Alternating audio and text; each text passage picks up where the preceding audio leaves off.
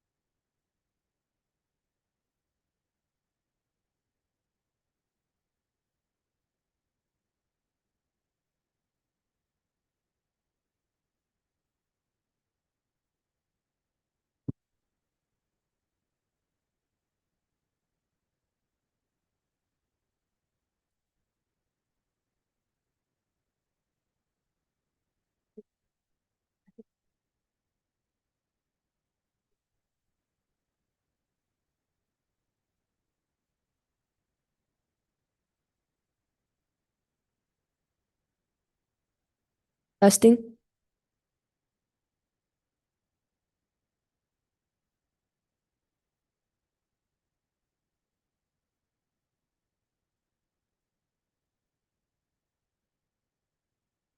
Okay.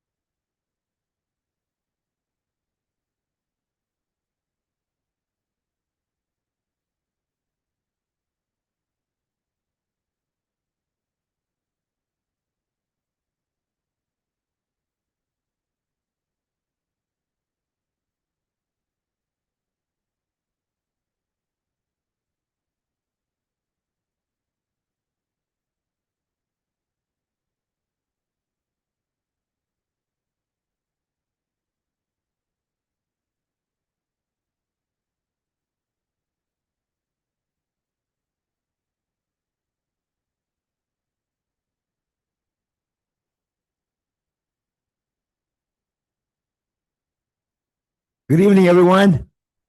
Thank you for being here this evening with us. We just came from Shirakawa School a few minutes ago. We had a community meeting there. It went very, very well. And so now we start our public board meeting here. And we start with item number 4, which are general matters. And first, we go to item 4.01. That is our land acknowledgement and mission statement. So I'll have the vice president please read the land acknowledgement statement. We acknowledge that the Franklin-McKinley School District and our schools are located in the Muwekma Ohlone Nation, the sovereign nation and original people of the skies, land, and waters, where we learn and work.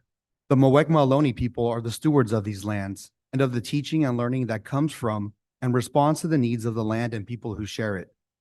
May our daily lives and work, learning, teaching, and community engagement support the evolving vision of the Muwekma Ohlone for their community and these lands. Thank you, Mr. Vice President. And I'll go ahead and read our Franklin-McKinney School District mission statement. The Franklin-McKinney School District will ensure all 8th grade student graduates have the skills and knowledge to be ready for a college preparatory curriculum in high school. They all will have the ability to pursue a program preparing them for university and or careers and lifelong learning. And with that, we will go to item 4.02. Flag salute. Today we're privileged and honored to have Shirakawa students doing our flag salute. So I'll turn it over to them at this time. Thank you very much for being here. Ladies and gentlemen, will you please stand and remove your hat for the presentation of the colors? Color guard advance.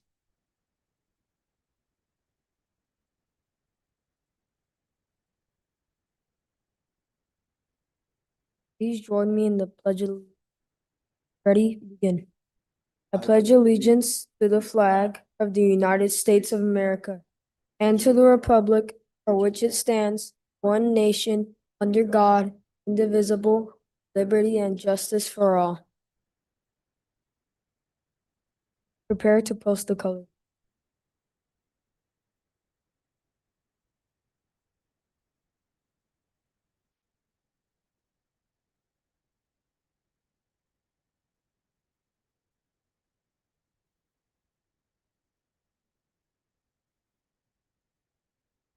Post the colors.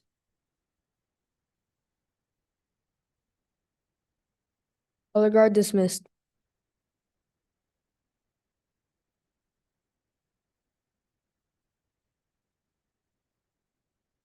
Thank you. May be seated.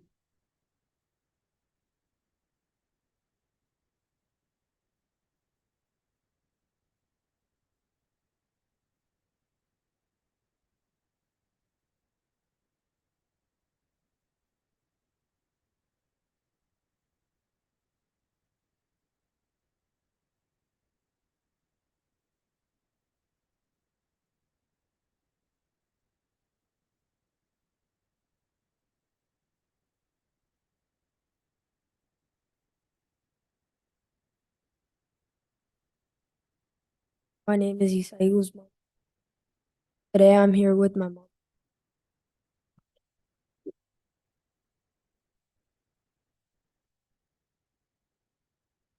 Hi, my name is Michaela, 11 years old, and I'm here with my mom, Michaela Guerrero.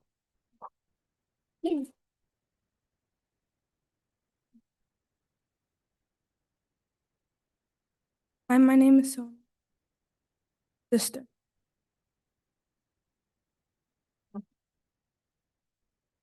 Hi, my name is Mrs. Vithia, and I'm with my amazing students.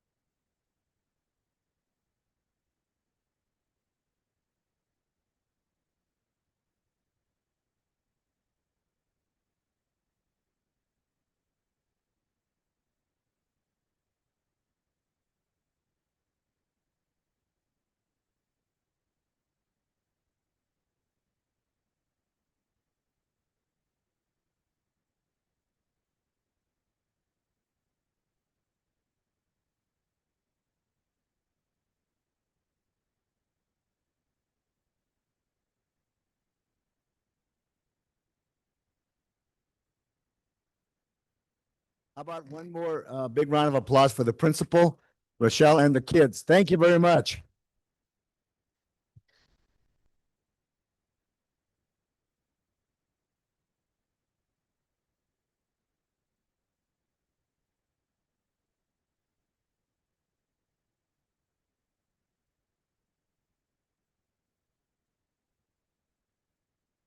At this time, we'll go ahead and go down to item 4.03 to approve, disapprove additions to the agenda. If none, we'll go to item 4.04 to approve, disapprove order of the agenda. And if none, we'll go down to 4.05, report of action taken in closed session, and I'll turn that over to our superintendent. Superintendent. Thank you, Board President. The board unanimously approved the closed session minutes for September 2nd, 2025. The board also unanimously approved the dismissal of a bus driver. There's no other action to report.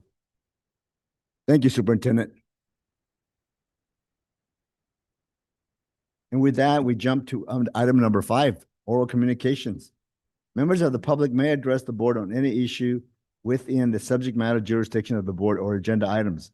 Members of the public may also address the board on consent items before the board's consideration of the items. In accordance with Board Bylaw 9323, individual remarks will be limited to 3 minutes each unless otherwise stipulated. The board president may increase or decrease the time allowed for public comment depending on the topic and the number of persons wishing to be heard. No action can be taken on any agenda items at this time. Questions may be referred to the administration or put on a future agenda. And so we go to 5.01, oral communications. We do have several individuals who are addressing us. So let me go ahead and say their names right now. Okay, first we're going to have Minji Bodine. Minji, you can come up. Thank you.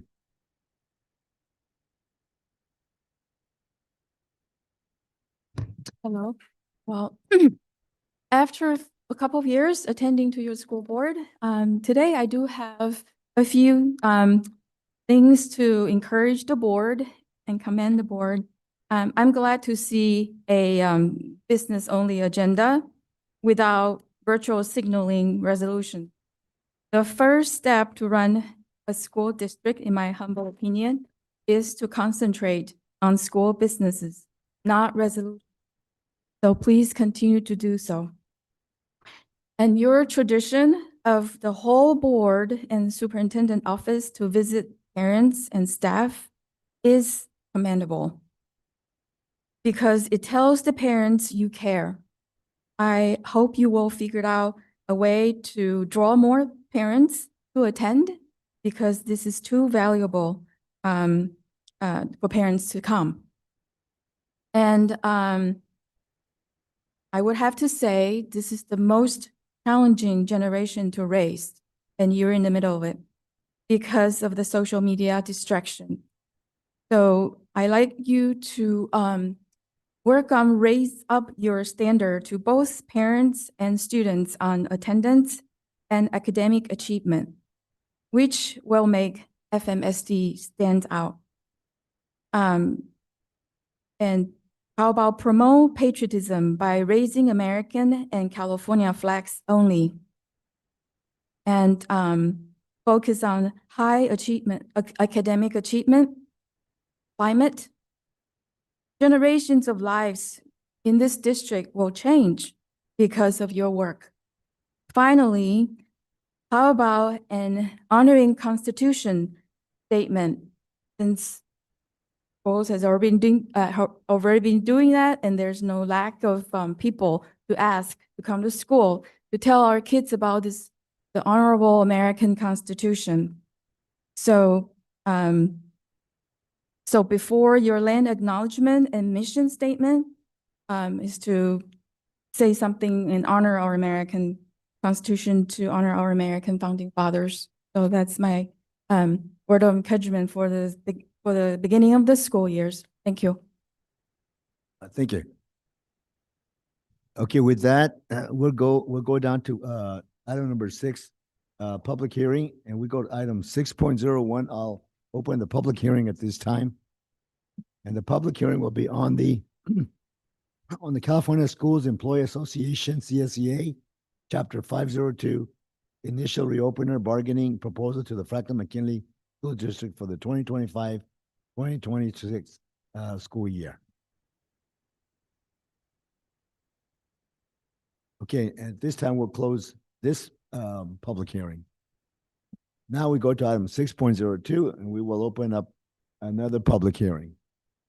And this is on the Franklin-McKinley School District's initial reopener bargaining proposal to the California School Employees Association, CSEA, Chapter 502 for the 2025-2026 school year. But we have no one speaking to that, so we'll close at this time that public hearing. With that, we'll go to item number 7. And item number 7 deals with information, discussion, and or action items. So we have items 7.01 through 7.04. Take a look at those, board members. Let me know if there's any that you wish to pull at this time. Okay. All right, so we have to go to 7.01, Summer Programming 2025. We have a presentation on item 7.01.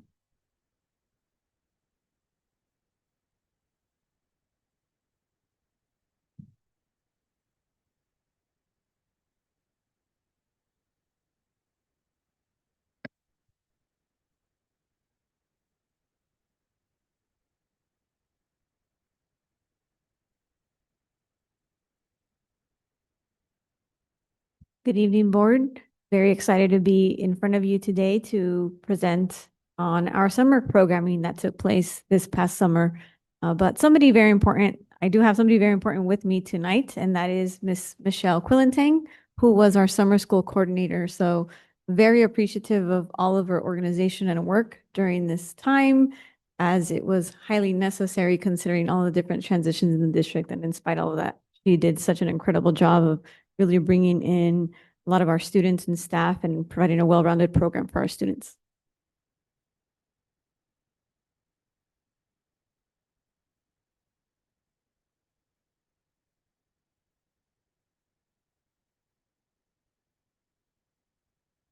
Good evening, everyone. My name is Michelle Quillentang, and as Dr. Trujillo said, I coordinated the summer school program. So I'm normally during the school year the principal at Captain Jason Elementary School, and so over the summer we had a 20-day summer school program that we're going to just give a brief kind of overview about some of the highlights of the summer program.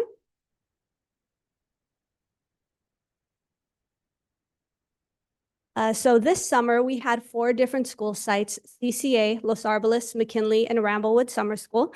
And we had over 1,000 students enrolled in grades TK through 8. We had partnered with a variety of different community organizations, including Coral, Silicon Valley Education Foundation for Elevate Math, and CSI, the Computer Science Institute. We had Breakthrough Silicon Valley, Audacity Performing Arts, Starting Arts, Marshmallow Minds, and San Jose Jazz. And so in just a little bit, we'll give kind of summaries of each. Here's just kind of summarizing again what the different programs were. I believe we do have a video. Did we want to share that now to start off with? Okay, all right. So again, this was our breakdown of enrollment for our students at the various summer schools. And we did have to pay attention to max capacity because we were very close to max capacity for our summer programs. We had a focus on STEAM, so science, technology, engineering, arts, and math. And we had student engagement through the focus of our space exploration program in terms of using space as our theme. So you'll see that in some of the photos and some of the student work samples that are coming up. We did develop critical skills and really focusing on reading, writing, and math over our 20-day program. So of course, this was a program done with our community partners, including Coral. Coral helped to support our students from 12:30 until 5 p.m. in the day. And as you'll see later on, they were a very pivotal part of the summer school program. Again, Silicon Valley Education Foundation for grades 3 through 6 for Elevate Math, and then computer science instruction for our incoming 7th and 8th graders. Breakthrough Silicon Valley supported students in incoming 7th and 8th grades for achieving post-secondary success and feeling empowered as inspiring leaders. And so you'll hear a little bit about student feedback in just a little bit. We did have some arts partnerships as well, such as San Jose Jazz and Starting Arts, both during the school day as well as after school. We had Marshmallow Minds, which provided STEM activities for our students. And then Raft came and provided STEAM curriculum for our students in grades K through 2nd. And one of the highlights of the Raft program was teachers really enjoyed how there were slides to come with a curriculum to really help support the learning. So just a quick couple of highlights. We averaged about 1,000 students in summer school daily over the course of the program. Some of our students in CCA, for the incoming 8th graders, they took a college and career readiness class at Evergreen Valley College. Do we have that video ready now? So this might be a good time to show the video.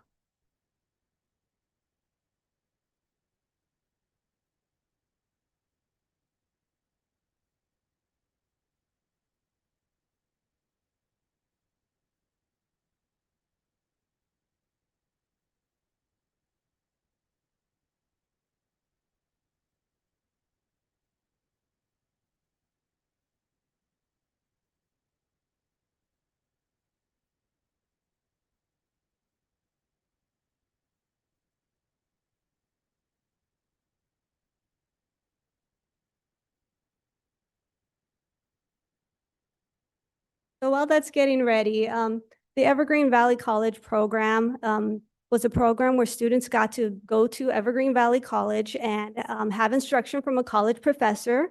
And they did a variety of projects that you may see in this video.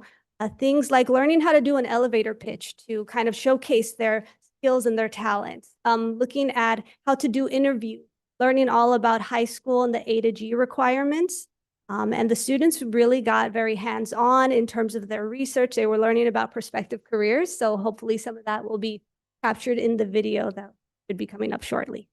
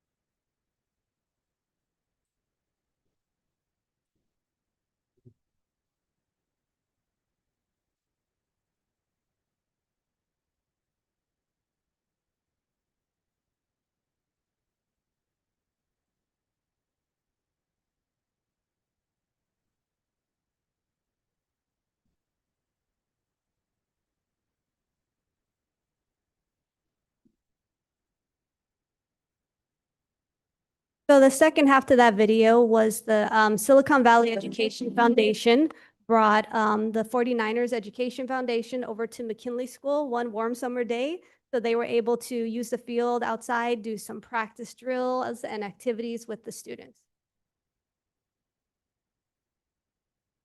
So other things that happened as the slides are getting situated, we also, in addition to the 49ers coming, we also had the Julia Robinson Math Foundation do a math festival for our students at McKinley and Los Arboles Summers. So those were some of the main highlights. And so again, we won't go back into Evergreen Valley College as much, but just noting that the numbers are increasing every year. So last summer we had 44 students attend Evergreen Valley College, and this summer it was 55 students. Here are just some more photos of the different assemblies that were had, including the Julia Robinson Math Foundation Festival, and then of course, San Jose Jazz.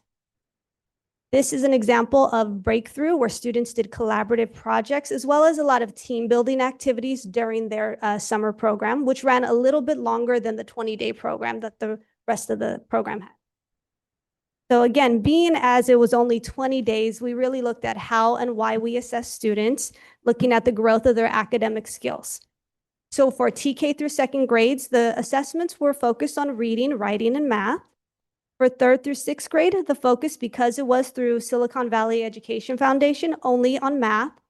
And then seventh through eighth, either CSI, math, or Breakthrough had a variety of assessments that we will look at in just a moment. So here's one of the fun things about summer school is seeing how students progress in their writing. So here's some sample of some second graders and their writing, where they were tasked to think about what tools and technology do scientists use to explore space. And you can see how our students took pride in their work in writing very neatly, and also doing some thorough labeling and drawing to just make sure they got all the details. So to summarize the SVEF Elevate Math summer program, we see just in general how many students were enrolled and attended, their attendance averages, as well as how they improved from their pre-assessment and to their post-assessment. So you can see that the average improvement was 62% from Elevate Math grades 4, 5, 6, and 7. And so here's just a graph again showing that same information. One of the best things is when the students take surveys and then they talk about how they feel after the summer program. So here are just some samples of the students talking about how they were more excited about their future because they feel like they're prepared for this upcoming school year because they had a math-filled summer. Another student noted about giving effort and not giving up makes them feel proud and better. For the computer science instruction, again, just showing the growth in students from their pre-assessment to their post-assessment. We can see that students talk about how the program gave them an opportunity to really think about more of the career options that they have in the future. And also to kind of think positive about the work that they're doing at school. They did devote a whole summer to being at school. So the fact that the student came through with a positive outlook at the end is a very great thing. It also made them be more creative and, of course, consider the future. So here are just some examples of the different assessments, topics such as mindset, interest, belonging, encouragement, and then how they feel about college. And so it was both before and after the program where they took the assessment for CSI. So I'm not sure if this video is going to work, so we can give it a try. But this was from a visit to CCA, where I got to see the computer science program, and in which the students were coding their little pets, is what they call them. So they had to create a character, and they had to do different coding where they had to either code it to smile, to be happy, or to make a frowny face. Hopefully we can get the video on, but if not, it's okay. It's just a short 30-second clip. But the students, when I talked to them about it, they were just really excited because for them, it was a new challenge to learn how to code. So we'll see if we're able to get that short clip.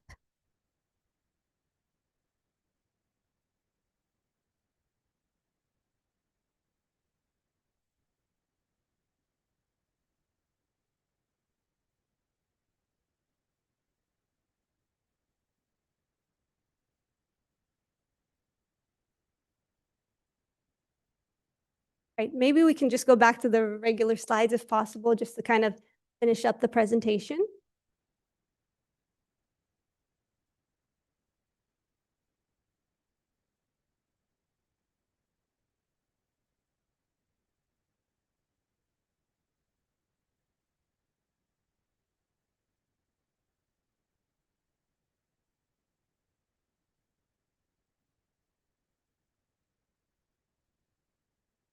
To do the same thing.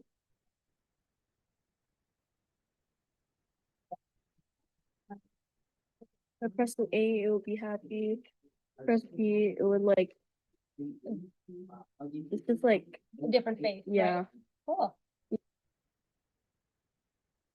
Again, just one example of some of the work that the students were doing in the CSI program. You. For Breakthrough Silicon Valley, just a breakdown of the assessment results for the growth from the pre-assessment to the post-assessment.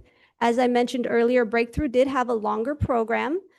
They started towards the end of June and then finished at the end of July. So their day was slightly longer and they did have a lot of assessment information to cover. The curriculum was a lot to fit in their amount of time. But they showed the progress that they had made in math and in writing here for both the incoming 7th and 8th graders. Choral, the summer program could not be done without the support of choral. And here are some examples of some different work that the students did during choral time, including claymation, including decorations for doors that you'll see in a little bit as well too, including artwork. A majority of the parents who were surveyed said that the choral portion of the program was very important to them, and choral certainly embraced our theme of space exploration. So the next part is just some surveys that we did for our families and for our staff.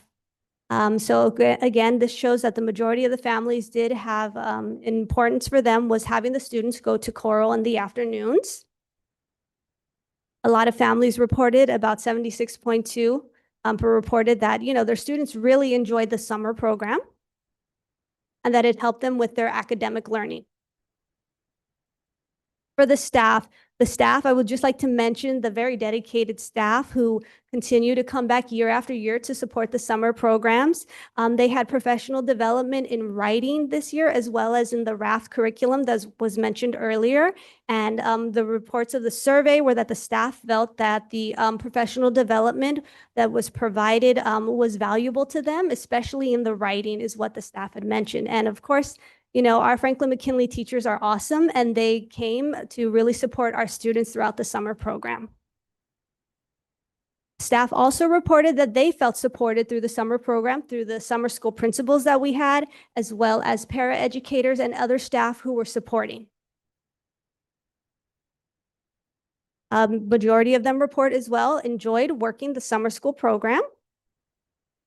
And that just summarized a little bit about the summer program. I'm not sure if there are any questions or any further elaboration anyone would like to ask. Well, thank you very much, Michelle, for that overview of the program. We may have some questions or comments. Board members, anybody? Board Member Rodriguez. Thank you for the presentation. Can you remind us what the dates were of the summer school? June 23rd through July 21st for the majority of our programs. I believe Breakthrough went from June 26th to about July 31st.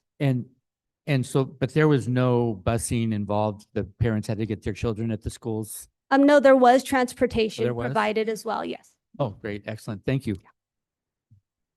Board Member Cooper, you go ahead. Yes, I had a question. Thank you. It was awesome. Over almost 1,000 students. That's incredible for summer. I want to know, I didn't see demographics. Do you have how many percentage with EL, SPED kids? Do you have those as part of the program as well? We can provide that information later point in time. Thank you. Yeah, we do provide ESY. They're in Yes. that. So that's for our students that have that in their IEP, but there are students with IEPs that are served through the regular program as well. Thank you. Over here, Board Member Sanchez. Thank you, Michelle, for the presentation. I got to visit some of the schools during summer school, and it was just amazing to see the students having so much fun learning. Right, seeing their projects that they were doing together, they were laughing, collaborating. So just thank you again for setting up that learning and facilitating the summer school. Board Member Hong. Yeah, thank you for the presentation. I really enjoyed looking through all the pictures, and it was really nice seeing the videos of all the things that our students, you can definitely see the joy and the engagement from the pictures. And the positive survey feedback was really good. It's really great to see the partnerships that we have with so many of the different local organizations, and I think that's great. I would love to see how we can continue to expand this amazing program. Thank you. And I just want to say thank you, Michelle, for that presentation, and it was very, very good. It was some good insight in terms of what took place throughout the summer, and it's good. How much did we increase the kids this year versus last year? About 200. Oh, that's Students, great. yeah. That's fantastic. Is there a cutoff that we look at over the summertime, like say, 1,500 kids or 2,000 or 1,000? I think we had to look at capacity, as we did when we were first enrolling for the start of the program. We had to make sure that we had enough capacity in all of the schools to be able to Right. support the student. Okay, good. And yeah, no problems getting staff members, right, to help out? We were able to get the appropriate amount of staff members to support our student needs, even as other needs came up as we were getting closer to the summer, like having additional paraeducators to support students in the classrooms. We were able to do that as well. Okay. Yeah. Again, all the staff was very dedicated and everyone was really collaborative, working together to support the summer programs, knowing that we have choral to support, different schedules with different enrichment programs coming in. So everyone really worked to make the program. That's great. In the future, is it possible to even expand the program further, maybe to other schools, or the numbers go up? Is that possible, or do we have a cap on our kids, summer kids? We technically don't have the cap should our budget for ELOP allow. Okay. However, we do have other programs that we utilize to provide services such as fall intercession, spring intercession, Saturday enrichment activities, after school interventions. There's multiple ways in which we utilize these funds to support our students throughout the year as well. Okay. The biggest challenge is getting staff. So the certificated staff is what is needed in regards to the classrooms. We are able to expand the enrichment program that is run through Choral, but the actual academic portion is really dependent on the certificated staff that want to come in and work those 20 days. Well, thank you once more, and we really appreciate you being here this evening. Thank you. Thank you. And Thank if I you all. can, Board President, just, thank Michelle and Dr. Trujillo. This is a major feat in terms of the number of programs and partners that they have to work with to make this happen. It's not just the classrooms, but it's the partnerships that try to vary and create an exciting summer program. Think about when you were a kid, how excited were you to finish the year and they say, okay, I'm going to come to summer school, right? So they do a really good job of varying the activities to make sure that the kids are still engaged. Our choral program, I know Michelle mentioned, vital to make sure that it's not a 4-hour program. This is a full day program for our families that need that. Not everybody stays for the full day, but those that need it certainly benefit from that. And then our recent partnership with Evergreen Valley College. This is our second year. These are students that now there are college students. They're incoming 8th graders that have their EVC ID. They already have college credits. Think about the trajectory and the path that they are now as a result of their participation in our summer program. And we are continuing to partner with EVC. Dr. Trujillo, Principal Alcantar managed to put this together as well that is currently taking place on Mondays, and we'll continue to look at ways that our other 8th graders across the district can now also start taking community college courses so that we can put them on that path of success in college. So I want to thank both of them because this is not easy, but they pull it off every year and our students benefit from that. Well, thank you. Thank you very much once more, and keep up the great work. Okay, with that, let's go on to item 7.02, resolutions number 2025-41, to authorize ongoing board approved reductions based on updated multi-year projections. 7.02. Jason, you want to do that? So as stated here in the agenda, the County Office of Education provided a preliminary review of our adopted budget for fiscal year 25-26. They asked us to go back and look at the multi-year projection and update it based on the state's adopted budget, which we talked about at our 45-day budget revision. So that included increases to our learning LCFF funding source of about $8 million over the multi-year projection. It included additional fundings of a one-time funding source for student support for about 1.7 million. It also included information relating to additional learning recovery emergency block grant funds, because that was adopted by the state, of $500,000 over the next 3 years. And we also updated based on our final audited, or not audited, unaudited actuals for fiscal year 24-25. We also updated based on our projected ADA for the year. This is where we talked about the TK ADA numbers were going to be a little bit higher based on what we're seeing for our enrollment. We will continue to look at that throughout the year. And based on all of this additional information, all of the additional steps to analyze our multi-year projection over the upcoming 3 years, we believe that the district has a fiscal stabilization plan that would require ongoing cuts of approximately $757,000 in fiscal year 26-27 and $630,000 in fiscal year 27-28. And I'm rounding with those numbers. Of course, we'll continue to monitor. At first interim and second interim, we'll have a chance to give an update to our multi-year projection, and we'll see if these revenues come to fruition, if expenditures are less than expected, and provide updates to the board. We'll also look at positions, whether they have been filled or not filled, and whether we're using contracted services to fill those services for our students and staff. And that will be part of our multi-year projection, which has been done by the district for as many years as I've been.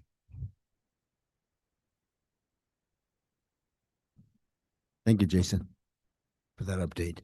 Board members, you have questions at this time regarding Jason's comments? Board member Rodriguez? Yeah, Jason, I just have one question. And I'm not sure it's really related to what you're saying, what you're presenting here, but you did mention that you're tracking TK enrollment. Yes. So are we tracking our TK enrollment through the elementary grade levels as well to see how many we retain? Yeah, that was in the analysis that was done by our demographer in the past, and we'll continue to do that going forward. We're going to be contracting with them another year to look at that projection for their future. Well, okay, so we've done it in the past, but I just want to make sure we're doing it in the future because our TK has grown. Correct. And because it's grown, the numbers are going to be improved. Henceforth, our enrollment will be growing as well if we have the retention that we expect from TK. Correct. And you know what happens when enrollment increases? I do. Okay, thanks. Other questions, comments, board members? Anybody else? No? Okay, board members, so this is an action item 7.02, so I will need a motion and a second for item 7.02. Move to approve resolution 2025-41 to authorize ongoing board approve reductions based on updated multi-year projections. I second. All right, so we have a first and a second, item 7.02. All in favor signify by saying aye. Aye. That motion passes. All right. Let's go on to item 7.03. Franklin-McKinley School District initial reopener bargaining proposal for 2025-2026 negotiations with California School Employees Association. Sunshine proposal. George. Yes. Go ahead. Thank you, Board President. The Franklin-McKinley School District hereby provides notice of its intent to negotiate the following articles with the California School Employees Association, CSEA, Chapter 502. So 2 of the articles per the contract are going to be automatically negotiated: salary, health, and welfare and benefits. And then the district, we've chose the hours of employment. So it is recommended that the Board of Education adopt the district's initial reopener bargaining proposal for the 2025-2026 school year negotiations with the California School Employees Association, Chapter 502. Thank you, George. Board members, do you have questions, comments, concerns this time? If not, I'll need a motion, a second, item 7.03. I move to approve action item 7.0. Second. Okay, so we have a motion and a second to approve item 7.03. All in favor, signify by saying aye. Aye. Aye, that motion passes. Let's go to 7.04, California School Employees Association, CSEA, initial reopener bargaining proposal for 2025-2026 negotiations, sunshine proposal. Yes. George. Yes, this is CSEA's initial reopener bargaining proposal, as well as we are, per the contract, we're going to be bargaining salary, health and welfare and benefits.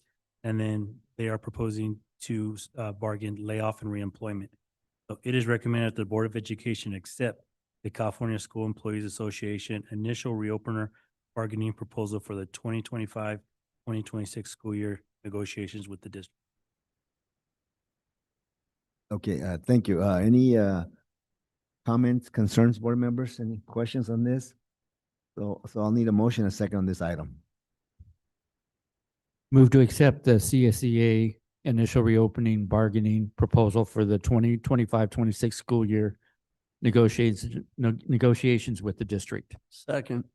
Okay, so a motion and a second on this item. All in favor, signify by saying aye. Aye. Aye, that motion passes.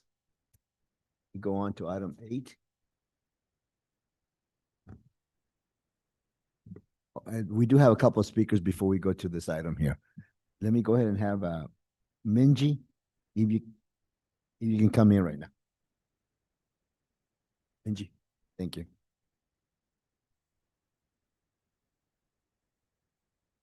About 8.03. So MENAR, a 47 million yearly budget organization providing through Families and Schools Together FAST program with Bridges Academy for 3 one-hour healthy relationship violence prevention group and workshop to youth and to caretakers for Bridges School. Your MOU requests, quote, if you are contracting with an outside agency, provide some information on the organization. Who are they? Unquote. So let's take a closer look at who Cominar is from his website. Quote, supporting individuals and communities with complex mental health, substance use, and overall wellness needs, providing counseling, psychotherapy, psychiatry, medication management, and culturally competence care, unquote. So in the September newsletter announcement, quote, it says, we have a couple of exciting events to share with you.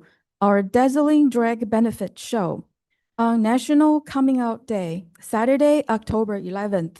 Expect fierce drag performance, music. It's all age extravaganza and everyone's invited, unquote. So are you comfortable inviting parents to Caminar Drag Queen Show? Will you tell parents who Caminar is? If not, why continue the contract? Because it is free? Superintendent Cruz, how will this benefit your students from a contractor with hidden agenda? The FAST program website stated its value-based program with 10 principles, all family-oriented until number 9, quote, poverty, racism, and sexism adversely affect children in their development, unquote. Devil is in the detail. If you talk about poverty, racism, and sexism all the time, our children will grow up to be poor, racist, and sexist. On behalf of the FMSD families, I respectfully request the board to re-examine contractors, Caminar and FAST, which have values based on emphasizing poverty, racism, and drag queen fun and sexism. America is the least racist and sexist country in the world. Immigrants vote by their feet to come. Let's give FMSD families hope, dignity, and the best of education so they can have a piece of American dream, not garbage. Thank you for your attention. Thank you. Minji, I'm going to have you come up because you put down for 8.04. You can address that at this time. Thank you. 8.04, according to your MOU, quote, Fresh Lifeline for Youth program provide intensive one-on-one care management service to 7th and 8th grade youth within the school district. The program hopes to increase youth engagement in school and decrease suspension and expulsions for youth enrolled. One quote, according to the website of Fresh Lifeline for Youth, it believes racism and discrimination in the justice system is embedded in our society, in the juvenile justice system. Quote, the overwhelming majority of young people involved in the juvenile justice system have been youth of color. 9 out of 10 of FLY youth, FLY youth are youth of color. Black youth are 9 times, Latinos are 3 to 6 times more likely to be stopped, arrested, and adjudicated and kept in custody when white youth in California are nationally, than white youth in California nationally. Young Black adults who have an encounter with law enforcement in their early teens are 11 times more likely to be arrested by age 20 than other Black adults without that history. Youth of color are far more likely to be arrested, incarcerated, fail probation, and be confined to adult jails and prisons than the white peers. We believe this is because the racism embedded in our society is mirrored or even magnified in the juvenile justice system. FLY has a strong commitment to racial equity in our systems and communities, unquote. What a damaging death sentence for colored youth. You're a victim of racism because your skin color. There's nothing you can do about it. This is why victimhood mentality no parents wants to indoctrinate to their children with. Some of the children will grow up blaming their own problems to racism and social injustice instead of taking responsibility and transform themselves into a positive member of the FMSD community. Before you vote, instead of sending your youth to a free program and wishing them good luck, I respectfully request the board members to evaluate the pros and cons to contract Fresh Lifeline for Youth with emphasis, which emphasizes juvenile delinquency on racism as a major cause. As your MOU stated, quote, if you are contracting with an outside agency, provide some information on the organization. Who are they? How will this benefit your students? Unquote. The parents entrust you to oversee the program for their children, not to indoctrinate them with dark fatalism to grow up. Do not shatter their parents' American dreams by instill victimhood mentality to the children. Thank you. Thank you for your attention. Okay, that's the last speaker we had for items on 8 consent items. So we're looking at consent items 8.01 through 8.04. Board members, are there any of these that you wish to pull at this time and make it an action item? Yes, I'd like to pull item 8.03, please. 8.03. Yes, thank you. So 8.03, we will make that action item 10.05. Action item 10.05. Okay. All right. Anything else? Any other you want to pull, board members? If not, I'll need a motion, a second on the other 3 consent items under 8. I move to approve consent items 8.01, 8.02, and 8.04. Second. Okay, so I have a motion to approve 8.01, 8.02, and 8.04. All in favor, signify by saying aye. Aye. Abstain. Motion passes. And 1 abstention on that. Okay, so let's go down to number 8. I'm sorry, number 9. Item number 9, consent items over $25,000. Members of the public may address the board on consent items before the board's consideration of the items. In accordance with board bylaws 9323, individual remarks will be limited to 3 minutes each unless otherwise stipulated. So here we have 9.01 resolution 2025-48. Again, appropriation limit. Yeah. Anybody want to say anything on that, Superintendent? Okay. All right, so board members, I'll need a first and a second on item number 9. Move to approve consent item 9.01. Second. Okay, so a motion to approve 9.01, first and a second. All in favor, signify by saying aye. Aye. Aye. That motion passes. Let's go on to our action items, number 10. First, we have our September 9th, 2025 open session minutes. Take a look at that, board members. I'll need a first and a second on this item. Move to approve the September 9th minutes. Second.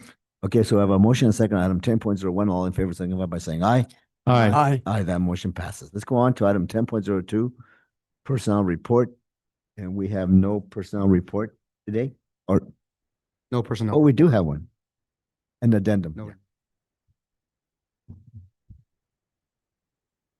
Mr. Vice President? There is no addendum for this board meeting. Okay, let's All right, so- let's go ahead and just do a motion on this one here. I move Need to a first approve and the second. personnel report. Second. Okay, so first and second, item 10.02, all in favor, signify by saying aye. Aye. Aye, that motion passes. Let's go on to 10.03, application for exemption from the required expenditure for classroom salaries. This is 10.03. And we have, That's me. Jason, do you want to address that? Yep. Thank you.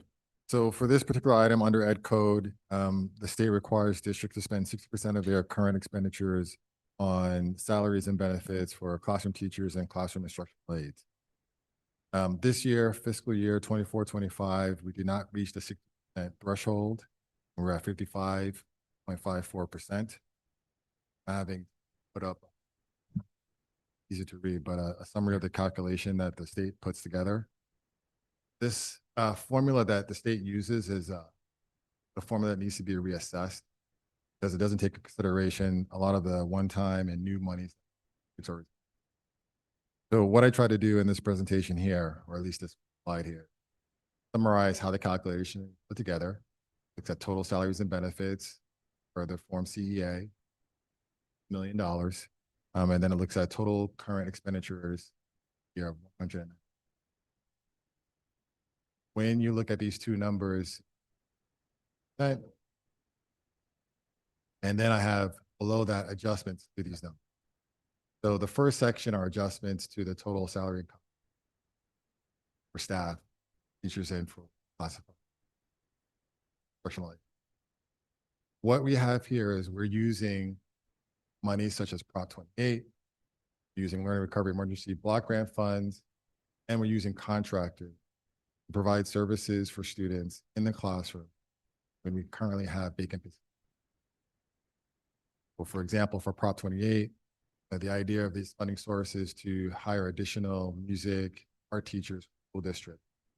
Fortunately, we're unable to hire those individuals contract.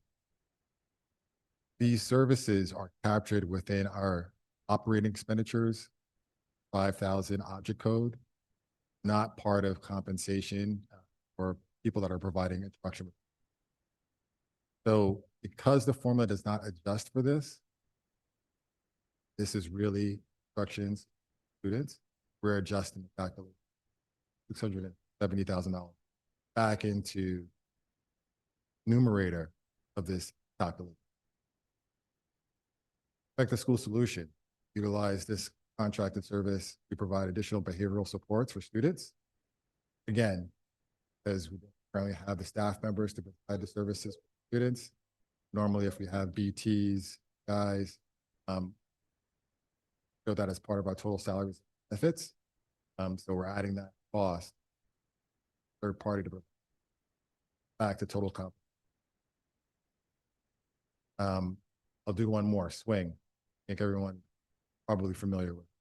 Swing is the main source that we subs, both for certificated teachers, as well as classified professional. That expenditure also is shown 5,000 object code, consulting and other operating factors. So we're adding that back to the total salaries. Next section, see next to it, shows you additional expenditures we are incurring because we have a new funding and learning opportunity.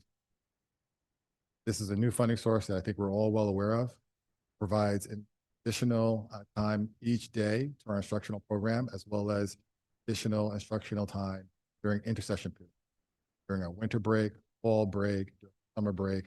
All of that's paid with ELOP fund. Ideally, if you have staff available to do that, have an increase in your salaries and benefits.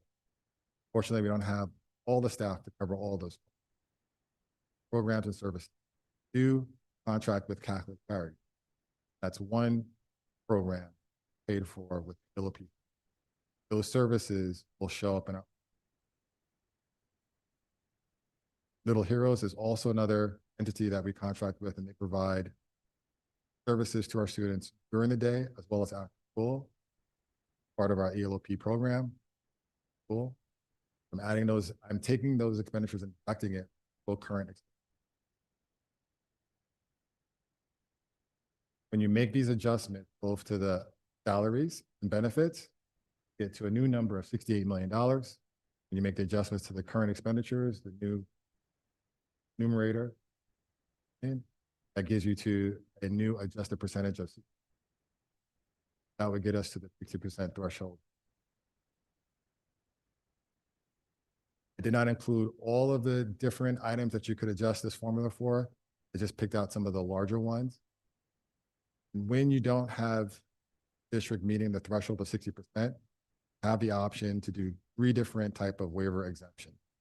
One that we're choosing to use is that we're providing comparable compensation for all of our staff members as teachers.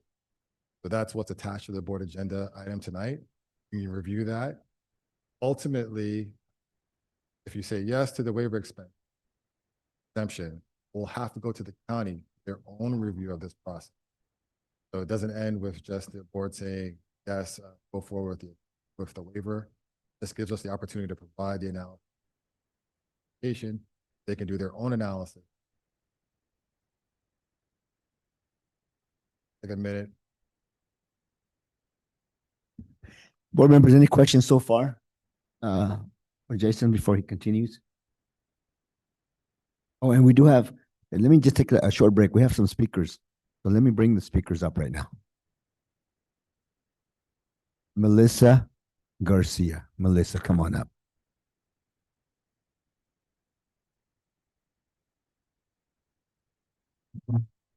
Hello, board. Can you guys hear me?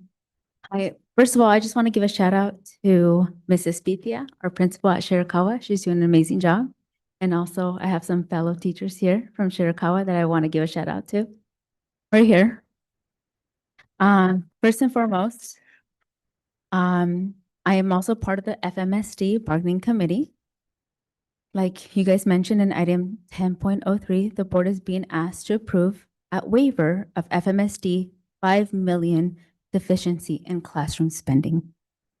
While these funds could be used in many ways to support students and educators, I wanted to highlight our dire need for school social workers and librarians as well.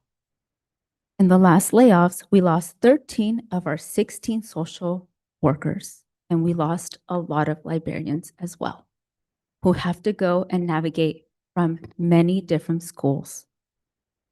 These cuts leave our students with fewer mental health resources and library resources as well. Some of this deficiency from our social workers and the district's 20% unrestricted reserve could be used to restore these critical positions. By rejecting this request for a waiver, our board can send a powerful message to our district to prioritize the needs of our most vulnerable students. Thank you so much. Thank you. Next, we have Kelly. Kelly, if you can come up. Kelly Blum, come up, Kelly.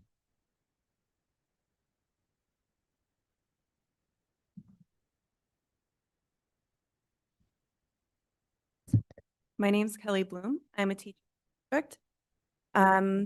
In September 2024, the district projected a $27.3 million deficit and only $5.3 million in reserve, claiming the situation was unacceptable. Since then, schools have closed, programs have been cut, social workers have been let go, teachers and paras have been let go as well. Fast forward to today, the actual numbers have been released and they show the district only deficit spent $11.3 million and now has a $27.2 million in unrestricted reserves. Yet the district did not meet the state requirement to spend 60% of its budget on classroom compensation. Teachers and paras have gone 2 years without raises, going on 3, and classrooms are underfunded. Many of us spend our own money on essential student supplies, and rising living costs make it increasingly difficult to stay in the communities that we serve. I am here to ask the board to reject the waiver and prioritize bringing back essential workers like social workers, paraprofessionals, and prioritize classroom compensation and fair salaries for all educators and paraprofessionals who serve our students every day. Thank you.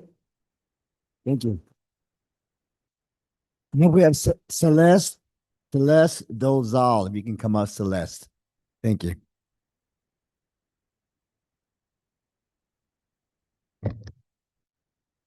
Oh, tall people microphone, awkward. Hi, so I'm Celeste Dolezal. I've met some of you before. I'm a special education kinder and first grade teacher at the Doll School site.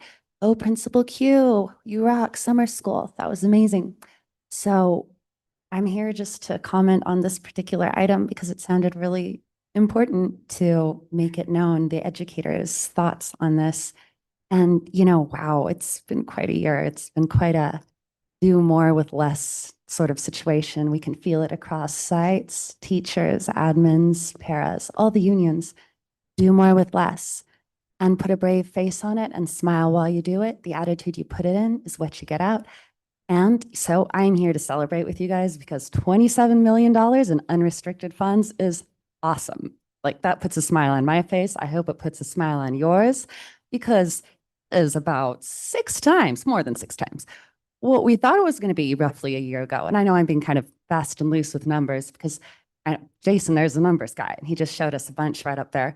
And wow, I mean, when we see that we're supposed to be, per ed code, giving 60% to classroom-facing staff members, and what we're doing is giving 55%, you got to wonder, well, but $27 million in unrestricted funds, why wouldn't we try and fill that legal requirement when we seem to have those funds? And I do understand that there are a lot of unexpected expenses, but if you can just choose to reclassify things, such as saying that Catholic Charities Choral, which is a great program, love them, amazing.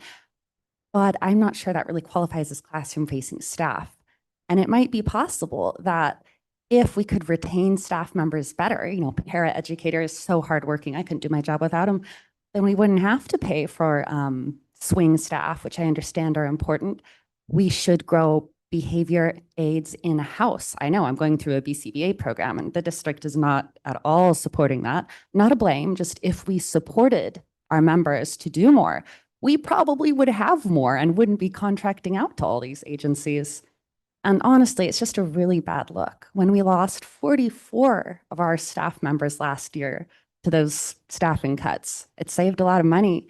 But now we're saying we need a hall pass to do less for the classroom-facing staff. It just doesn't feel right. We don't need to bring back some social workers. I'm not saying I can tell you how, on which group to spend that money, but I do not think it sets a good precedent for the districts around us who might ask for the same waiver. It almost amounts to false wage suppression because each district requesting this waiver can look at another district and say, well, they're doing it. Why can't I do it too? And I understand why, but please say no. Thank you. Wow. Next up is Kendra Johnson Moore. Come on up, Kendra.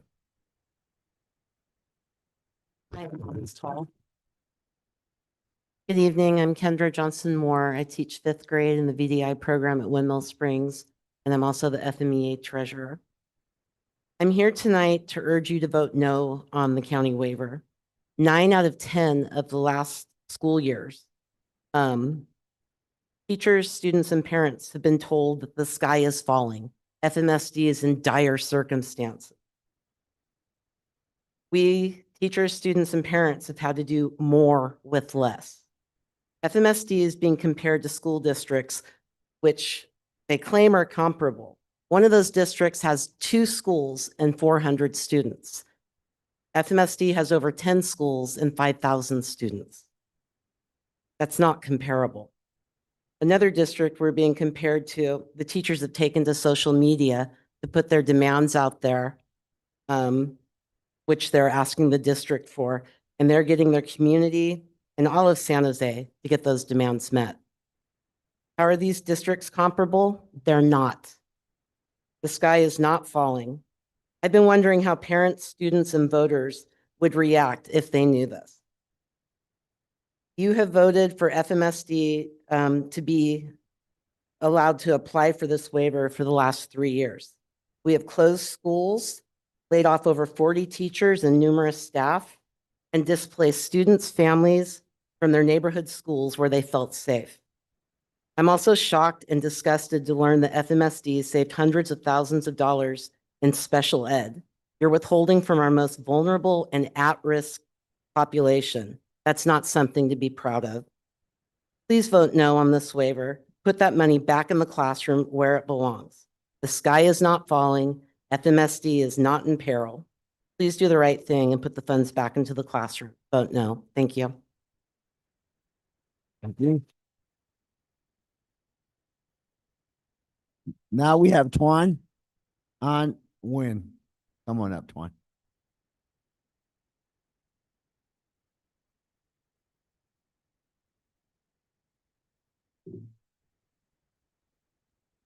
All right. Good evening, Franklin-McKinley board members.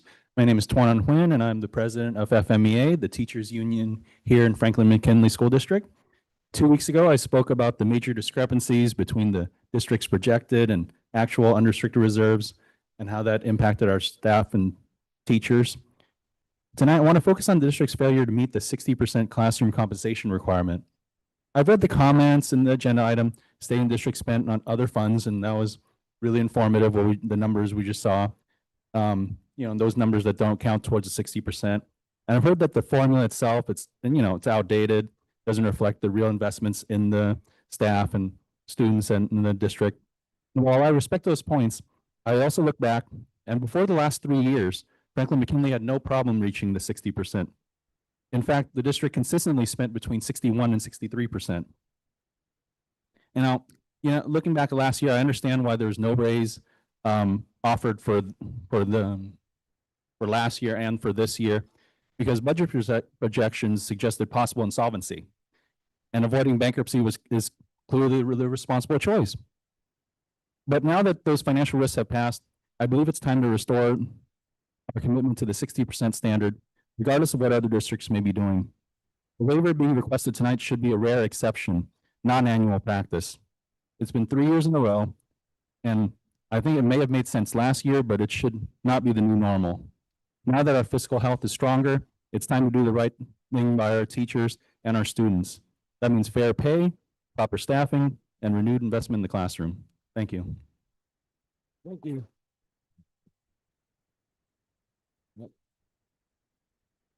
That's the last speaker that we have on this particular item.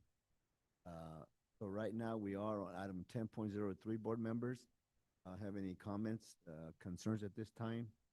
Go ahead and Board Member Rodriguez, go ahead. So let me ask a question first, Jason. Have we looked at other ways of doing this? Is this the only option we have? In terms of the Form CA, there are other options within the Form CA process. Another one is looking at hardship. I don't think that would apply for this particular one, but we could talk to the county about that. And there was a third one, which I don't have in front of me right now. So those are the only options in terms of the Form CA exemption process. Okay, another thing, did we, because of the impact this is having in the classroom, did we share this with our teachers union prior to adding this to the agenda to get their feedback as well? We talked about it with FMEA in a meeting last week. Prior to this being presented to the board, we provided some documentation, early draft of our analysis. We since revised that analysis since then, and they have the updated information because it's part of the board agenda for tonight.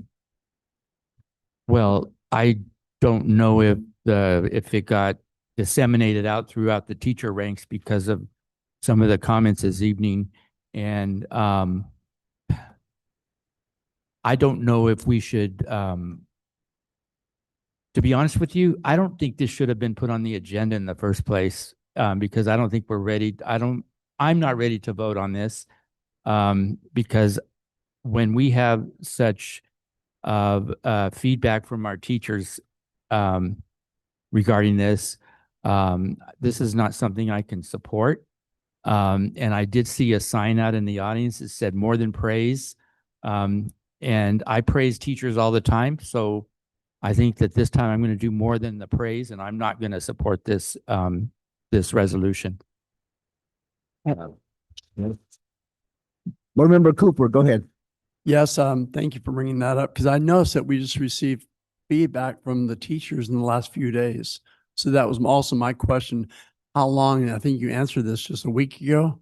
So I don't think there's been enough time given to the teachers and the teachers union to respond to this and for us to look at all the data. So I agree with Trustee Rodriguez.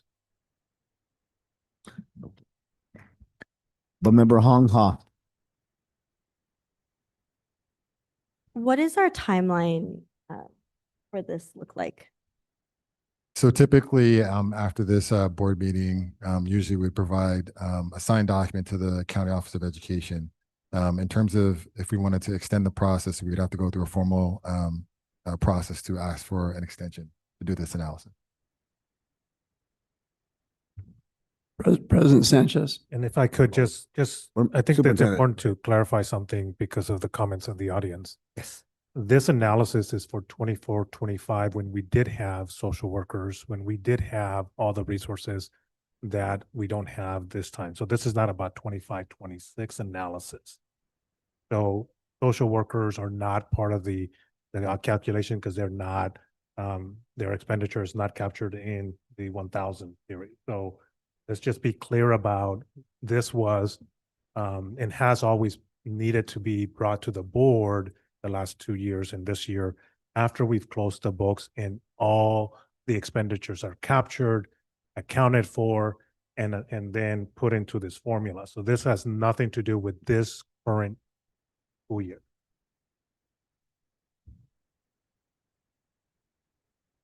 Superintendent, so this has been brought to us before. Maybe refresh my memory in that regard.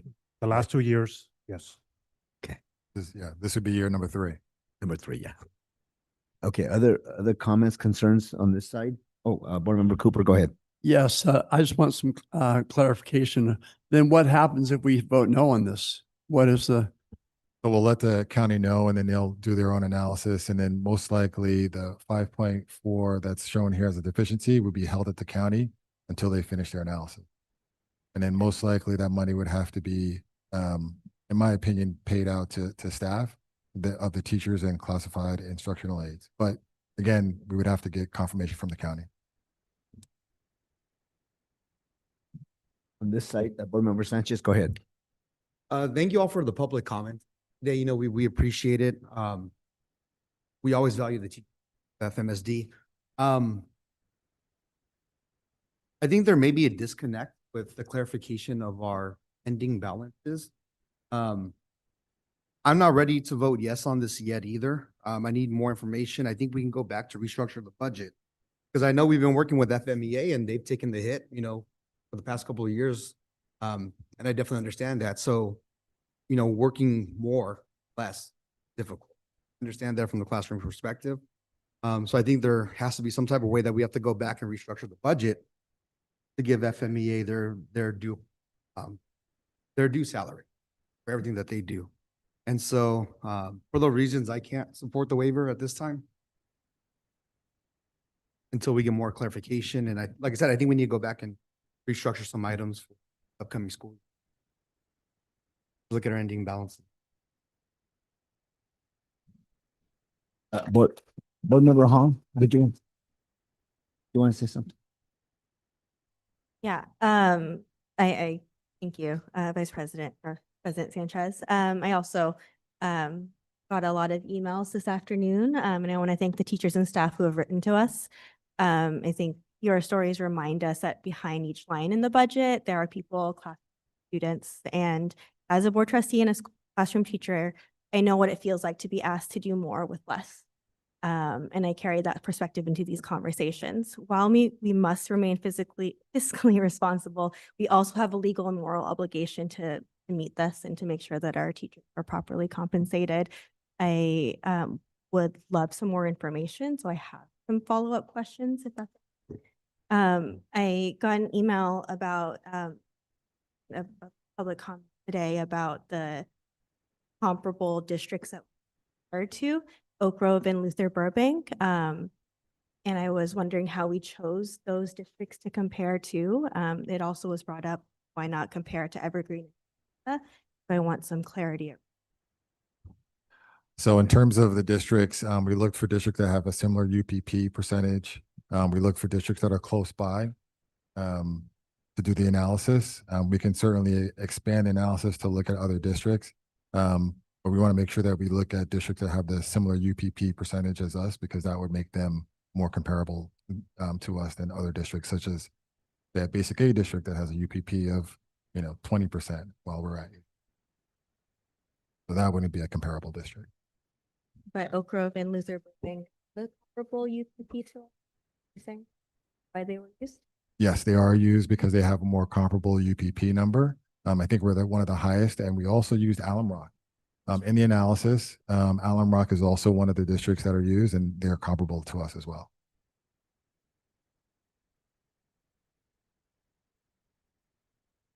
Anything else? Go. Okay. It's I want to say this is something that did come to us rather suddenly. I was kind of surprised by it. And I want to thank everyone out there for your comments, for your emails you sent our way. And I do want more information regarding this item before voting on it. I'd rather wait for more information to come before I can support something like this. So at this time, I'm not supporting this item this time. So Superintendent, go ahead. I just want to, clarify some comments and correct some of the inaccurate information that was shared earlier. The FMEA has received raises 9 out of 10 years. Last year was the 1 year that didn't happen. So I heard the last 3 years there have been no raise. So I just want to be clear of that. And then just making sure that we understand if you're asking for more information. So my question would be, what information would that be?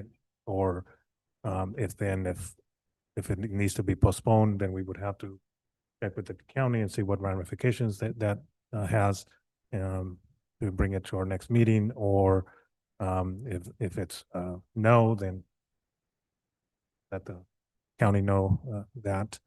So I just want to be clear in terms of what exactly you need to bring this back, or simply it's a no and therefore we move. Board members, go ahead. Board member Hong Ha. So from my understanding, it looks like we are spending more on compensation than what was initially in the report.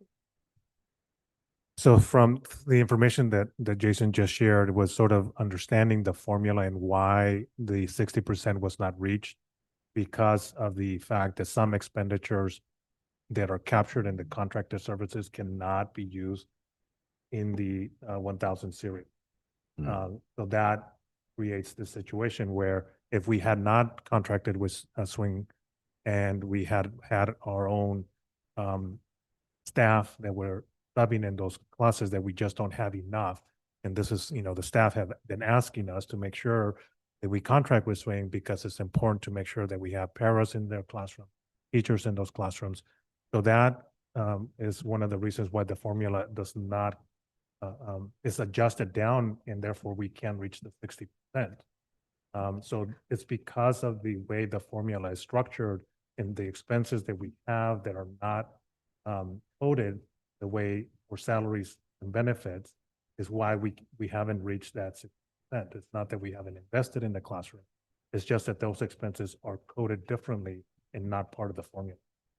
I guess my additional follow-up question to that is, this is the third year that we've fallen short. And because we have these contracted services, I think if we approve another waiver without a clear plan to make sure that we have like those positions filled so that we're not contracting out. I think we need a clear plan, because if without a, like, I'd like to clarify whether or not it's realistic for us to hit that 60% if we do have the staffing, so we're not using contracted services.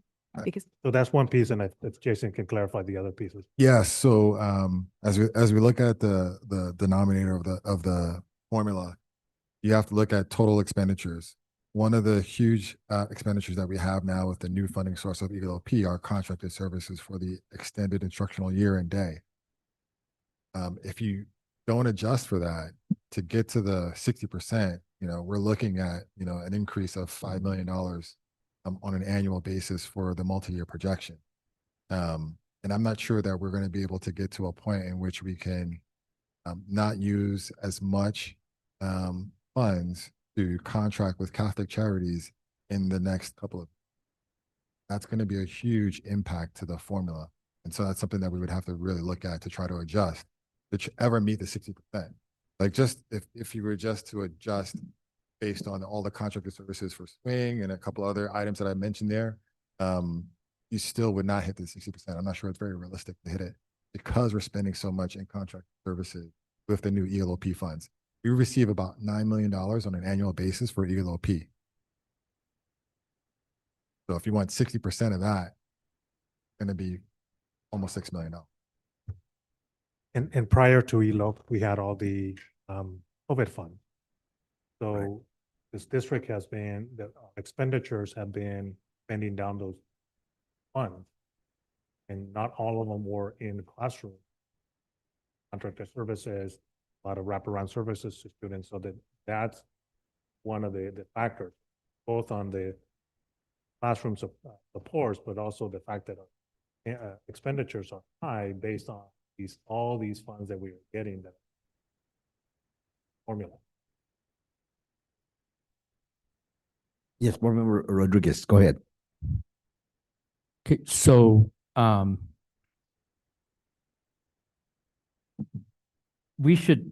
really recommend we should take this back to the district budget advisory committee and talk about this more, and also get union input on this.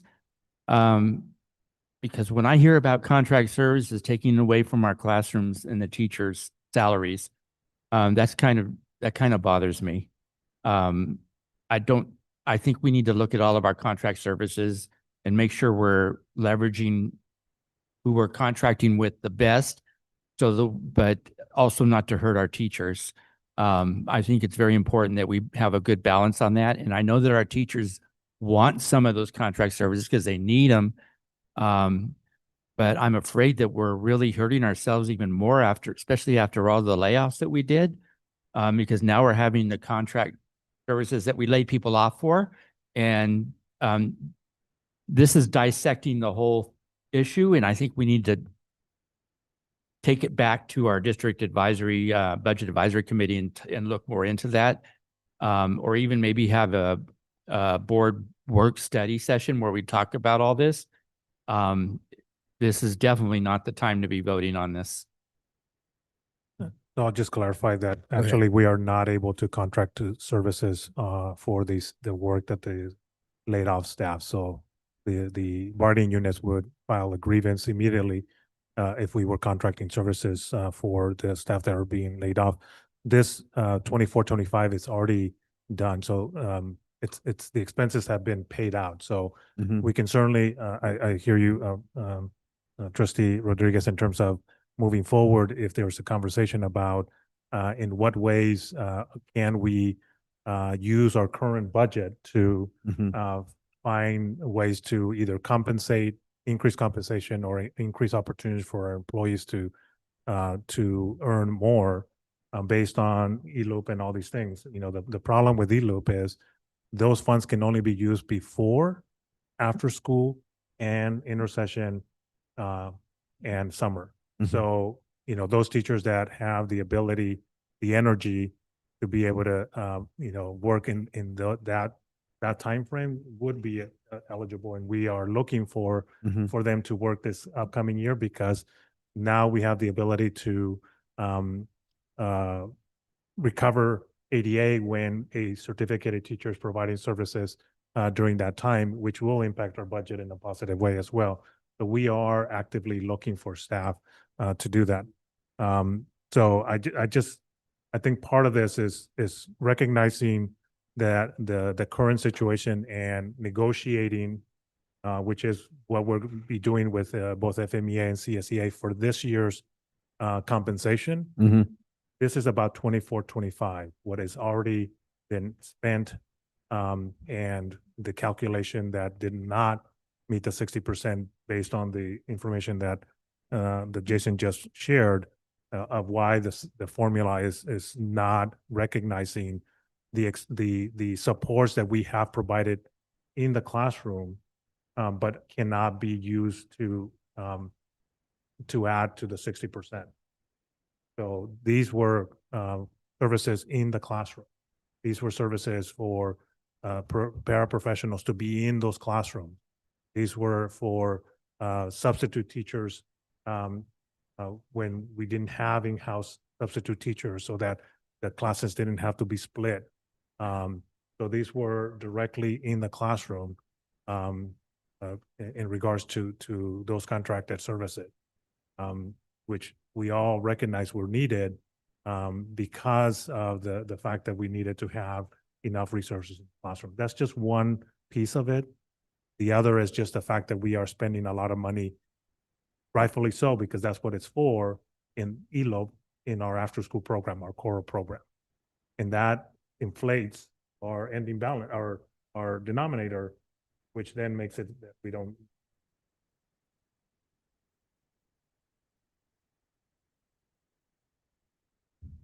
Thank you, Superintendent, for that clarification.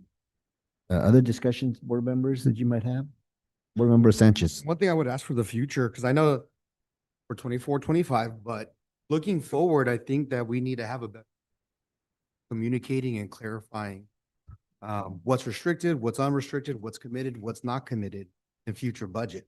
You know, I don't know how well we can this, right? And I think that's one thing that we do have to improve on, you know, is that communication with our leadership team and kind of dissecting the ending balance and those funds. Right, because even though it says 27 million, we know that it's not available that we have. And so I think we do have to improve on our transparency and FMEA in the community moving forward. That's my one recommendation. The district. Thank you for that. And this is one of the reasons why we extended the opportunity for us to meet with the team, go through our budget, you know, be able to have questions, be able to have at least some level of understanding of why the numbers differ from one report to the other. What is the delta? Why is the delta? At every point in time in regards, you know, we do that with the board when we bring the first interim, the second interim, and we explain this is what the number was back in June. This is the number that was back in August in a 45-day budget. This is what now, because the fact that our budget does change both from an expenditure standpoint, from revenue standpoint. So we're always looking forward to any way that we can make school finance, which is not the easiest, to make it as simple and transparent as we can, because we bring to the board and to the public those that are by requirements in regards to presenting the budget and where we are in the budget cycle, and what is what we know at that time in our revenue, what would we know at that time on our expenditure. We currently right now have some positions that we haven't been able to fill. We have about 15 positions in our paraeducators, which is much better than we were 3 years ago when we had up to 50 or so vacancies. We have you know, one RSP teacher that we are still looking for. All the classroom, you know, teachers have been hired and were filled, thanks to HR and everybody that is involved in the hiring process. So those positions that aren't filled are budgeted, are part of our expenditure projections. Every day that position is not filled, it's a savings. When we have it filled with swing, obviously the savings is a delta between what we're paying the substitute that is in there and what is budgeted in terms of their salary and benefits. So our budget is constantly changing because either we're not spending that money or we are spending or bringing more expenditures because of more services to our students. You've heard us, talk about this at the meetings. If you've paid attention, logged in terms of, contracted services that we having to do with students that have more needs. So the budget is constantly moving one way or the other based on the services or the vacancies that we have. So, we try our best to make sure that we highlight when there's a difference and why that difference is there, to be as transparent as we can. All right, any other comments from board members? All right, well, this is an action item that we have to vote on. So we'll need a motion on this. Item 10.03, application for exemption from the required salaries. Okay, I move to not certify the attached application for an exemption to Ed Code 41372. Second. Can I have that motion read again? I'm sorry. I move to not certify the attached application for an exemption to Ed Code 41372.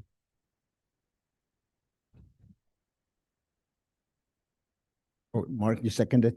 Yes. Okay. All right, so we have a first and a second. All in favor signify by saying aye. Aye. The motion passes 5-0.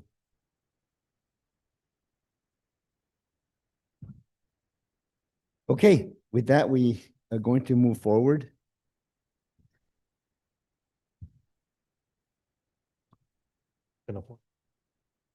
The amendment to the board meeting schedule. Okay, so 10.04 amendment to the 2025-26 18-month board meeting schedule. So we have some changes here. 10.04, Superintendent. Yeah, so this is just to codify the decision that the board made last meeting in regards to the change in our start time of our open session when we are at schools and when we're not. So we wanted to make sure that we brought this with those corrections so that we then can post it on the website. Okay, thank you. Board members, you have any questions, comments on this change, proposed change? We've mentioned before. Okay, then I'll need a motion, a second on item 10.04. I move to approve action item 10.04 amendment to the 25-26 18-month board meeting schedule. Second. All right, we have a motion and a second on item 10.04. All in favor signify by saying aye. Aye. All right, that motion passes. Okay, now we go to item 10.05, which is formerly 8.03. Is that correct, Board Member Cooper? Okay. So Board Member Cooper, did you want to say something on item 8.03? Yes, it was just brought to our attention and that Kaminar FAST program, apparently they've had or will have in their newsletter, they broadcast about having drag queen show come to. What would we do or how would we handle that, Superintendent Cruz? Would we publicize that to the community? Would we ask for their input? Would we give parents an opportunity to opt out? How would we handle that? Since this is an organization we're considering contracting. So what you heard was an announcement of an event that is not attached to our schools. I got that. So we would, what the organization does in other programs, other services that are not tied to our schools, I don't know. This is not an event or a service that this organization would be providing at our school.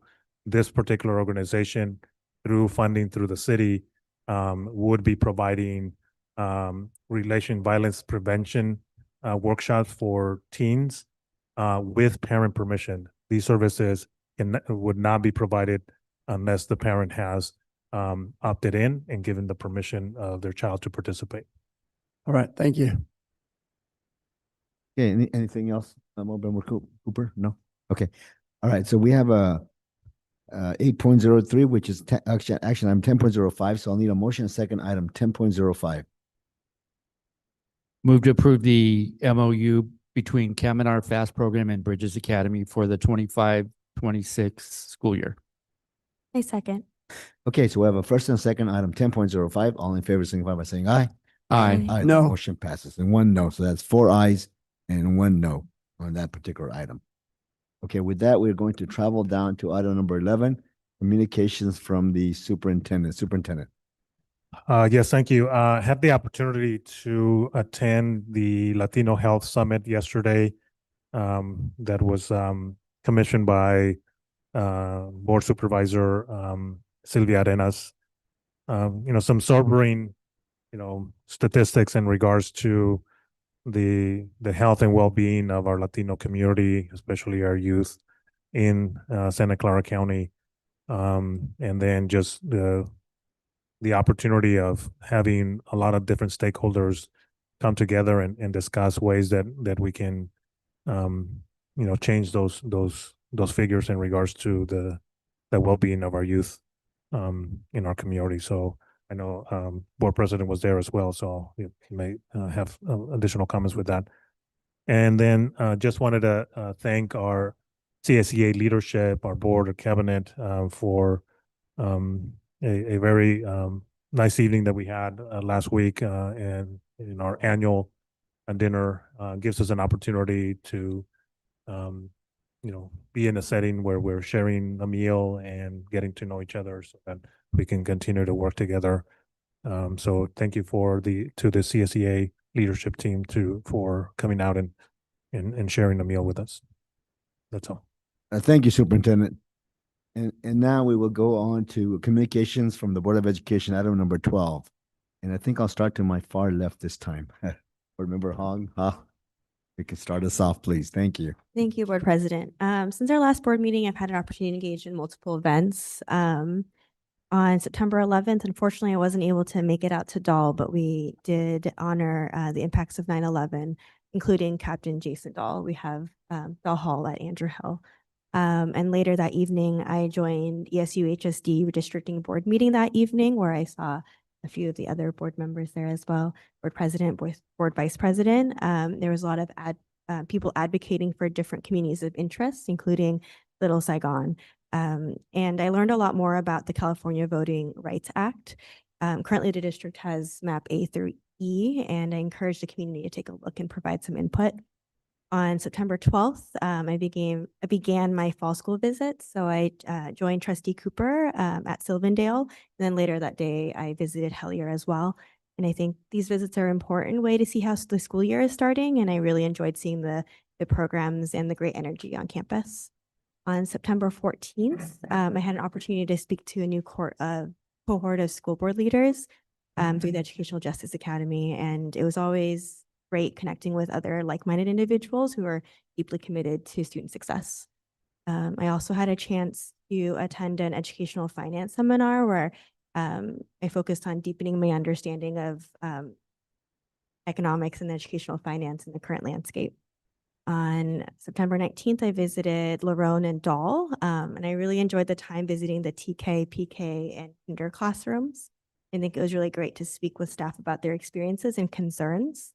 And that evening, I was able to join the rest of the board and cabinet with CSA leadership, and that was meeting and continuing conversations and building partnership. On September 20th, I attended a teachers association meeting with labor-friendly elected officials, and I think it was a great space to discuss how we can build our capacity in our unions and continue working towards shared governance. Later that day, I also attended the Moon Festival in Vietnam Town, hosted by the Story Road Business Association. That was really great. I look forward to the Moon Festival with our school district this upcoming Saturday. And on Sunday, I attended Santa Clara County School Board Association's event, and it was really great meeting up with other local elected officials, school board elected officials, again, to continue talking about the things that are currently impacting our communities in Santa Clara County. And yesterday, I joined an ad hoc committee on housing and homelessness, which I know is impacting our communities right now, and it's a really urgent issue. And I continue working with everyone. Thank you, Board Member Hong Ha. Thank you very much. Board Member Sanchez. All right, thank you. I keep this short and sweet since it's getting late. No, you're good. 9/11, I also went to the East Side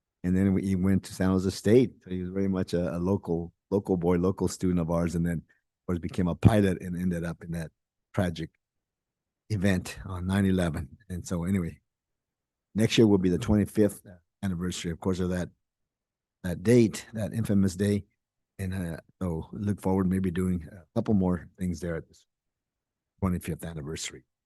And he still has some relatives in the area, so maybe we can have some of them come out next year on 9/11. Also attended East Side board meeting, and I did give some remarks. I was on the other side for that one regarding the redistricting that's taking place, because East Side is being broken into 5 different districts. So they'll have that taking place. That's a definite. And so the concern we have, Latinos have concern, because right now it doesn't look like it's breaking into a Latino majority district. We have one trying to get 2. So it'll be 2 Asian majority districts, maybe 2 Latino majority districts, and then one that was pretty open. That's what we hope for, but we don't know. All depends on what the East Side board decides. So we'll be making more remarks to them before they make their final decision, which I believe is the 25th, if I remember correctly. So that'll be coming up. So that will definitely have an impact on all the schools, all the 7 feeder districts into East Side. And so we'll see what happens there. Also attended a health workshop with the superintendent that was put on by Supervisor Sylvia Arenas. It was very, very good. Something that had not been done in the last decade or so. So they're looking at some of the health needs of the Latino population and Latino issues being faced by the community here in the county. There were some young people who spoke to the group in terms of some of the issues that they have, within themselves and their families, so on. And so there's is going to go ahead and invite people to participate in different groups. So I signed up for a group with young people in terms of prison pipeline. Many times out there, young people end up being part of it. We definitely don't want that. So we'll see that he's going to, get back to us and give us more information regarding meetings that were coming up on that. Also attended the CLSBA conference in San Diego. That was very, very good. Very well done. I was really impressed. A lot of workshops by school districts in our area, from Monterey County, Salinas, so on. Santa Cruz gave workshops. One workshop dealt with in terms of the chat GPT. That was really good, done by a group of teachers in terms of how they're using that in their particular classrooms. And so that was interesting. So I started dabbling that a little bit, which I've never done before. So now at least I know how to log into that and ask it some questions, Also had the Mr. Thurman, Tony Thurman, our assistant superintendent or our superintendent of public instruction. And of course, I believe he's running for governor now. So he was there addressing the group. And so that was really interesting. That was good. I met him before a couple of times, so it was good to meet up with him again. And also the Padres gave us some free tickets for the evening, Saturday evening. So after the events, and so we were able to go to the ballpark and see the Padres play the Rockies. Wasn't too exciting. They beat up the Rockies like 12-2. But it was good. It was good to be at the ballpark. It's a beautiful, beautiful ballpark that they have there. Also helped with the food drive at Lerone School.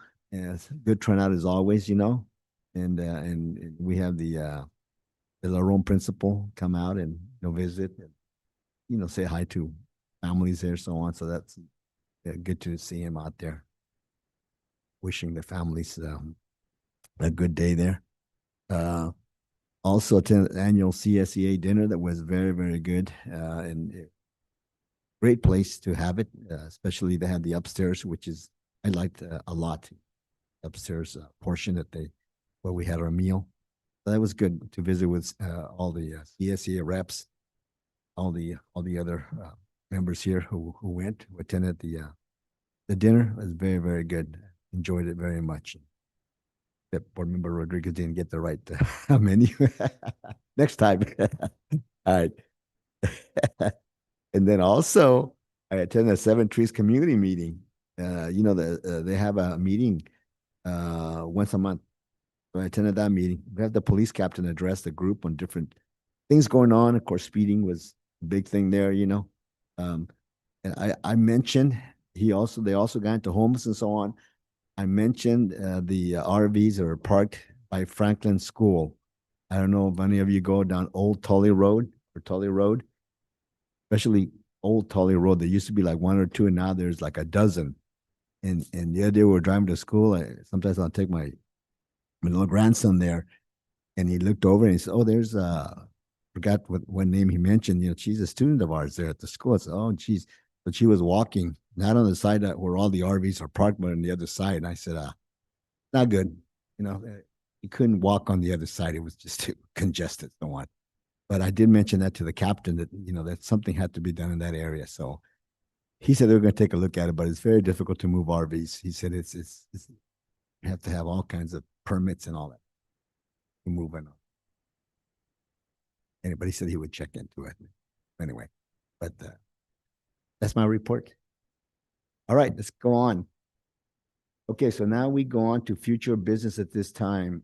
We will go to agenda item request 13.01. Board members, do you have any agenda item requested? Yes. Yes, sir. Go ahead. Yeah. Okay. So not the next board meeting or maybe even the one after, but in the future, I would like somebody from the district to provide a report on how what process is in place now that AB 49 has passed the Safe Haven School Act, and how the board is going to be informed of the process of how schools principals are going to inform the districts, and then how the district is going to inform the board of any ICE activity on any of our school campuses. Okay, so noted. All righty. Any other items that you wish to put on the agenda, board members? Anybody else? No? Okay. So at this time, we go on to item 14, future meeting dates. We go to 14.01, October 14th, 2025. We'll be here at 6:30, regular board meeting here at the district office. Then 14.02, October 28th, 2025 at 7:30, we'll be at the community meeting over at Larone Academy. That'll be from 6 to 7, and then we'll be back here at 7:30, start on 7:30. And then we go to item 4.03, the November 18th, 2025 meeting at 6:30, a regular board meeting here at the district. 8. And then 15, we close session. We're not going close session. We go to 16 adjournments. Only a motion and a second for. Move to adjourn. Second. All right, so I have a motion and a second for adjournment. All in favor, signify by saying aye.